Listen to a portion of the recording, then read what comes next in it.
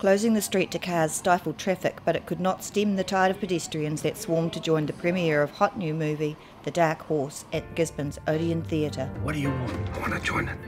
I want to be a part of this. Riffing on the gang motif that colours Dark Horse, the filmmakers and stars were transported to the red carpet by a rumbling cavalcade of classic motorcycles.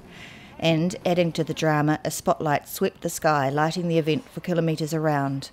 Those outside the barriers added to the more than 550 who were actually booked to see the special screenings of the film, based on the life of Gisborne man Genesis Potini, which rolls out in cinemas nationwide on July 31st.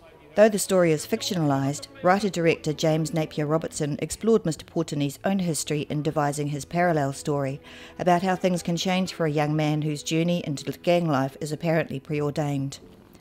Mr. Napier Robertson and his 4 Nights film partner and Dark Horse producer Tom Hern said it was important the film have a special launch in the city of its origin, where they filmed last winter. That warmth was returned by the city. Mr. Potini's family and friends and members of his Eastern Knights Chess Club were special guests for the evening, and all were welcomed by the Turanga Wahine Turangatani Kapahaka group.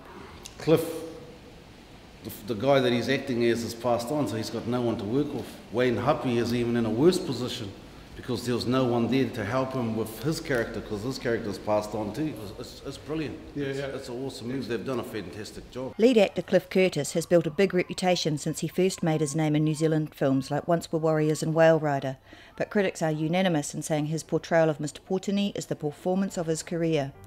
But as he told the Gisborne Herald, that came at a cost.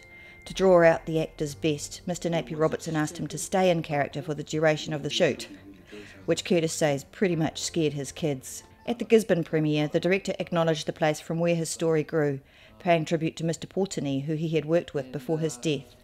Of course, it had always been my dream that Genesis himself would be here with us tonight. I had it was such a privilege to know Jen for the time that I did and lose so many games of chess to him. The Dark Horse is not a sweet story, but it is heartfelt and hopeful, and Mr. Curtis says the heavy work of finding and engaging the people who pumped the blood into that heart, including Eastern Knight stalwarts Nobu Keelan and Shane Jedi Fitzgerald, was done by Tom Hern. And I just want to honour Genesis and also all of his friends and family who are here tonight. As I said, it's a real privilege to be here, folks, so thanks for having me. Being able to stand here now and present to you Gizzy, the premiere of The Dark Horse. At the end of the day, what it all boils down to is, I the man. I the man.